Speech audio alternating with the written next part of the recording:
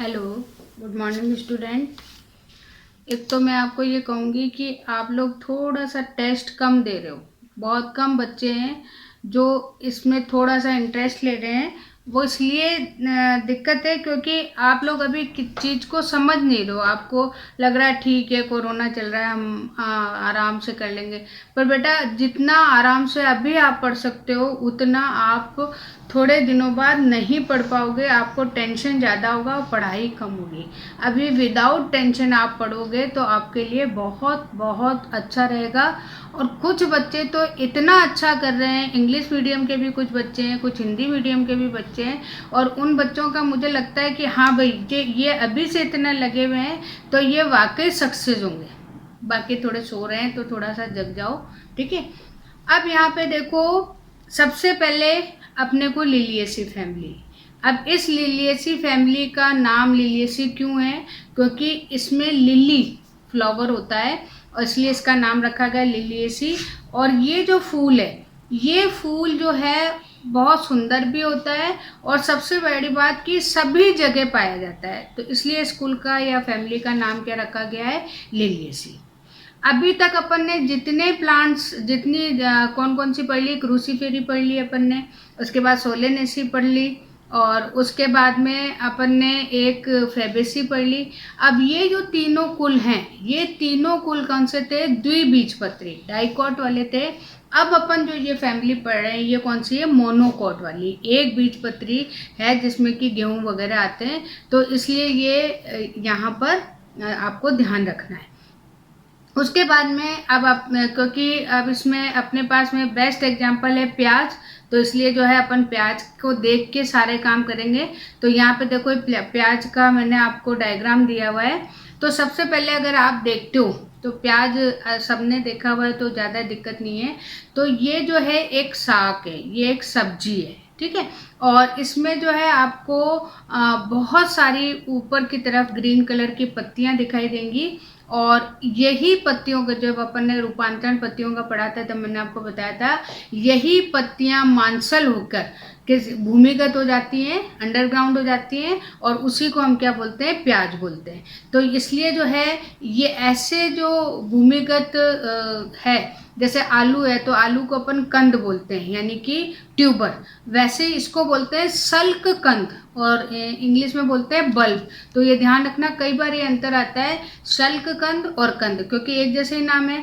तो सल्क कंद होता है प्याज का, जिसे हम बोलते हैं बल्ब, जैसे क्योंकि बल्ब जैसे लगाते हैं वैसे स्ट्रक्चर है इसलिए। और वहाँ पर जो है हम कंद है तो आलू का होता है ट्यूबर या कंद। तो ये थोड़ा सा ध्यान आपको रखना है। फिर उसके बाद में देखो लीव्स, तो लीव्स आपको दिखती हैं कि आपको ग्रीन कलर की, और सबसे बड़ी बात कि ये लीव्स आपको बिल्कुल चारों तरफ से फोल्ड मिलेंगी। तो पाइप जैसी इसकी स्ट्रक्चर होती है। और ये बिल्कुल बेस से, क्योंकि नीचे भी लीफ ही है तो बेस से निकलती हुई दिखाई देती हैं। और क्योंकि एक बीजपत्री है इसलिए समांतर शिरा विन्यास है, पैरेलल इसमें वेनेशन होता है। जब अपन ने शिरा विन्यास पढ़ा था तो द्विबीजपत्री में कौन सा होता है? रेटिकुलेट या जालिकावत, जबकि यहाँ पे कौन सा होता है? एकांतर या पैरेलल। तो ये बेस्ट एग्जाम्पल है। उसके बाद फिर अपन यहाँ पर बात करते हैं पुष्प की, पुष्पक्रम। अब यहाँ पर जो पुष्पक्रम है, तो ये फोटो मैं आपको दिखा रही हूँ। और कभी आपको खेतों में जाने का मौका मिले तो प्याज निकाल लिया जाता है तो फूल आने के, लेकिन कभी बीज के लिए जो है प्याज को जमीन में ही छोड़ दिया जाता है। तो उसमें बहुत सुंदर बिल्कुल वाइट कलर का, जैसे कोई दूर से ऐसा लगता है जैसे कोई क्रिस्टल हो, तो क्रिस्टल जैसा उसमें फ्लावर आता है। और वो फ्लावर नहीं होके क्या होता है? पूरा का पूरा इनफ्लोरेसेंस, पूरा का पूरा क्या होता है? पुष्प वो पुष्पक्रम होता है। और ऐसा क्योंकि आपके इसमें ज़्यादा स्पेशल चीज़ें नहीं दिखाई हुई है, या अभी अपन जब विभिन्न प्रकार के पुष्पक्रम जब विशिष्ट प्रकार के होते हैं, आपके एनसीईआरटी में नहीं दे रखे हैं। बाकी जो होते हैं वो कौन सा? इसको होता है पुष्प छत्र, छतरी जैसा, जैसे आप धनिया वगैरह में देखोगे तो उस तरीके से। तो यहाँ पर कौन सा है? एकल है, ससीमाक्ष है, और छतरी, यानी कि पुष्प छत्र। जैसे आपने को पता ना कि छतरी होती है ऐसी, और उसके चारों तरफ ऐसी डंडियां लगी रहती है, तो उन्हीं पे ही ऐसे ऐसे फूल आते हैं। इसमें अंदर छोटे होते हैं और बाहर बड़े होते हैं। तो इस तरीके से पुष्प छत्र यहाँ पर बनता है। बहुत सुंदर होता है, कभी देखने का मौका मिले तो देखना। फिर उसके बाद में अगर हम पुष्प देखें तो अब यहाँ पुष्प देखो कितना सुंदर है तो वाइट कलर का ही, लेकिन बहुत सुंदर होता है। और इसमें जो है सबसे पहली बात त्रिज्या सममित है, यानी कि एक्टिनोमॉर्फिक है। इसको आसानी से आप 2 भागों में डिवाइड कर सकते हैं। फिर उसके बाद में द्विलिंगी है, क्योंकि नर और मादा या मेल या फीमेल दोनों रिप्रोडक्टिव ऑर्गन यहाँ पर हैं। फिर अगली चीज इसमें इंपॉर्टेंट आती है कि जब दल और बाह्य दल यानी कि कैलेक्स और कोरोला दोनों एक जैसे हों, जिसमें आप डिफरेंस नहीं कर सकते, कैसे मॉर्फोलॉजिकल यानी बाह्य लक्षणों से अगर आप लक्षण, जैसे गुलाब है तो गुलाब में पंखुड़ी रेड कलर की है, जबकि जो बाह्य दल है वो ग्रीन पत्ती जैसा, तो आप तुरंत बता दोगे कि ये तो है कैलेक्स और ये है कोरोला। लेकिन यहाँ पर कैलेक्स और कोरोला या पेटल और सेपल में कोई भी डिफरेंस नहीं होता है, इसलिए इसको एक अलग नाम दे दिया गया और उसे बोलते हैं परिदल या पेरियंथ। ठीक है, तो इस तरीके से यहाँ पर दोनों एक जैसे हो गए, तो इसलिए इसे क्या बोलते हैं, पेरियंथ बोलते हैं। और इसमें पेरियंथ की संख्या होती है 6, 3 बाहर है, इसीलिए अगर ये 6 एक साथ होते हैं तो अपन एक चीज को एब्सेंट कर देते हैं, या तो हम कोरोलो को एब्सेंट कर देते हैं या हम कैलेक्स को कर देते हैं। लेकिन यहाँ पे चक्र भी कितने, 2 हैं, बाहर की तरफ भी 3 है और अंदर की तरफ भी। जब आप ये भी पुष्प आरेख बनाओगे जब देखना, 3 आपको अंदर बनाने हैं, 3 बाहर बनाने हैं, लेकिन है 6 कैसे, एक जैसे। इसलिए इसको एक अलग नाम दिया गया, परिदल पुंज या पेरियंथ। अब ये देखो 6 है और 6 को अपन क्या लिखेंगे, 3+3 यानी कि 3 बाहर है 3 अंदर है। और अगर वैसे आप देखो तो ये बिल्कुल फ्री आपको दिखाई देंगे। और उसके बाद में जो है यहाँ पर जुड़े हुए कई जगह जैसे आपको दिखाई दे रहा है, तो यहाँ आपको जो नीचे वाला है वो चीज़ हिसाब इसमें कैसी होगी, जुड़ी हुई। फिर उसके बाद में एंड्रोसियम या पुमंग, तो पुमंग या पुंकेसर यहाँ पे कितने हैं, 6, और 6 के 6 3 बाहर वाले से जुड़े हुए हैं, 3 अंदर वाले से जुड़े हुए हैं, तो पेटिलस है। ठीक है, तो अब यहाँ पेटिलस ने क्या क्या हो गए, एपीपेरियंथ है, यानी कि परिदल से जुड़े हुए हैं, तो ये आपको ध्यान रखना है। फिर उसके बाद में जायंक, क्योंकि यहाँ पे ये जो पुष्प है वो कैसा है, ट्राइमेरिस।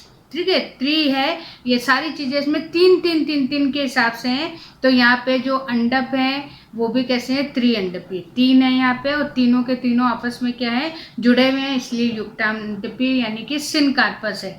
फिर यहाँ पे जो ओवरी है उसकी सबसे ऊपर है, इसलिए सुपीरियर ओवरी है, और तीनों अंडपों में एक एक अंडप है, इसलिए इसे त्रिकोष्ठकी या त्रिलोक्यूल भी कहते हैं। तो 3 ओव्यूल भी हैं और 3 लोक्यूल भी हैं। फिर उसके बाद में अगर हम इसका वो देखते हैं, क्या कहना चाहिए, बीजान्यास, तो वो कौन सा है, स्तंभी है। तो इस तरीके से, क्योंकि बीच में आप जो प्लेसेंटा उससे जुड़े हुए हैं, जैसे आपने भिंडी में देखा था, तो उस तरीके से यहाँ पर आपको दिखाई देंगे, जिसे एक्साइल बोलते हैं, एक्साइल।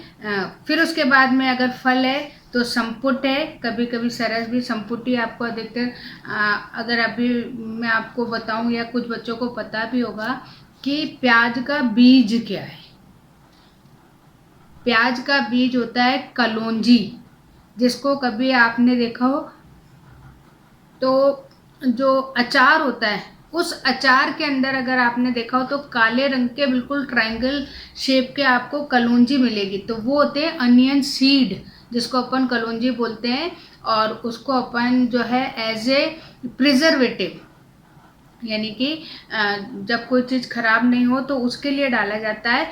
तो यहाँ पर जो है प्याज को के बीजों को यूज़ किया जाता है। ठीक है, तो अभी घर पे देखना भी आप लोग। फिर उसके बाद में जो इसके सीड हैं वो कैसे, भ्रूणपोषी यानी एंडोस्पर्मिक है, कि इनके अंदर एंडोस्पर्म या भ्रूणपोष पाया जाता है। फिर उसके बाद में है इसका आर्थिक महत्व, इकोनॉमिक इम्पोर्टेंस। तो अधिकतर आपको अभी जैसे प्याज है तो खाने के काम, तो वो प्याज का आपको पता है। फिर यहाँ पे कुछ ऑर्नामेंटल भी है, यानी सजावट के रूप में ट्यूलिप और ग्लेडियोरोसा, तो ये इस तरह, क्योंकि इसमें कुछ बहुत सुंदर फूल भी हैं, जैसे लिली भी है तो बहुत सुंदर फूल है, तो ये उनको सजावट के लिए काम में लेते हैं। फिर यहाँ पे एलोवेरा जो आजकल बहुत चल रहा है, तो यहाँ पे ग्वार पठा या एलोवेरा जो कि औषधि के रूप में काम में लिया जाता है। और आजकल बच्चे कोई बालों में लगा रहा है, कोई मुंह पे लगा रहा है, लड़कियां, तो बहुत अच्छे इसके एक तरह का अच्छी बात है, औषधीय गुण इसमें बहुत होते हैं, तो इसलिए जो है इसको आजकल बहुत ज़्यादा उपयोग में लाया जाता है। फिर यहाँ पे एक इम्पॉर्टेंट है कोलचिसिन, अभी मैं यहाँ बता रही हूँ, फिर आगे उसका काम भी आएगा। ये जो कोलचिसिन है, इससे बहुत अच्छा रसायन काम में बनता है, जैसे कोलचिसिन ही बोलते हैं। और वो जो है जब अपन समसूत्री और अर्धसूत्री विभाजन पढ़ेंगे, माइटोसिस और मियोसिस, तब मैं आपको बताऊंगी इसका क्या यूज़ है। अभी तो बताऊंगी तो भूल जाओगे, पर याद रखना कोलचिसिन, ठीक है। फिर उसके बाद में यहाँ पे अब अपन स्टार्ट करते हैं क्या, सबसे इम्पोर्टेंट फ्लोरल फार्मूला और फ्लोरल डायग्राम। तो यहाँ पे देखो BR है, यानी सहपत्र है यहाँ पे, तो ध्यान रखना है अगर आपको जरूरत पड़े तो कई अभी जैसे हो सकता है कि कई बच्चे, अपन ने सोलेनेसी में जो डायग्राम दिया था उसके नीचे एक ऐसा और बना हुआ था, तो वो अगर हो तो ये ब्रैक्ट अगर होता है तो आप इसको ऐसे बना सकते हो। तो किसी बच्चे ने पूछा नहीं, मैंने सोचा था सर को पूछेगा कि भाई ये नीचे क्यों लगा हुआ है, तो अगर ब्रैक्ट है तो हम ऐसा एक V और यहाँ पर लगा सकते हैं। तो ये किसके लिए होता है, जब हमारा सहपत्र पुष्प में उपस्थित हो, तो इस तरीके से कई जगह आपको ये डायग्राम मिलेगा। तो सहपत्री है, लेकिन सहपत्रिका है, यह ब्रैक्टियोल यहाँ एब्सेंट है। फिर त्रिज्या सम्मित है, यानी एक्टिनोमॉर्फिक है।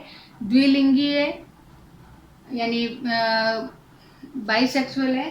फिर यहाँ आ गया P, यानी कि दोनों K और C दोनों मिला के क्या हो गया P3+3, और ये ब्रैकेट में यानी कि आपस में जुड़े हुए। फिर A को भी अपन क्या लिख रहे हैं 3+3, G भी अपने पास में 3 है, और ओवरी सुपीरियर है, इसलिए हमने नीचे एक डैश इसमें लगा दिया। फिर उसके बाद में डायग्राम है 3, 1 2 3 आप जो है बाहर हैं, 3 अंदर हैं, तीनों से इधर भी और इधर भी 6 आपको एंड्रोसियम मिलेंगे, और अंदर की तरफ आपको इसमें 3 अंडपी यानी कि 3 कार्पली आपको अंडाशय या ओवरी मिलेगी। तो इस तरीके से जो है आज आपका ये लिलिएसी भी फैमिली कंप्लीट हो गई, और ये चैप्टर भी कंप्लीट हो गया। इस अब मैं थोड़ा बहुत धीरे धीरे इसीलिए पढ़ा रही हूँ ताकि अपने, हालांकि कोर्स तो बहुत है लेकिन देखो कितना अपन करवा पाते हैं, तो ये इसलिए, ठीक है। और एक बेटा मैं आपको मेरा चैनल सब्सक्राइब करो,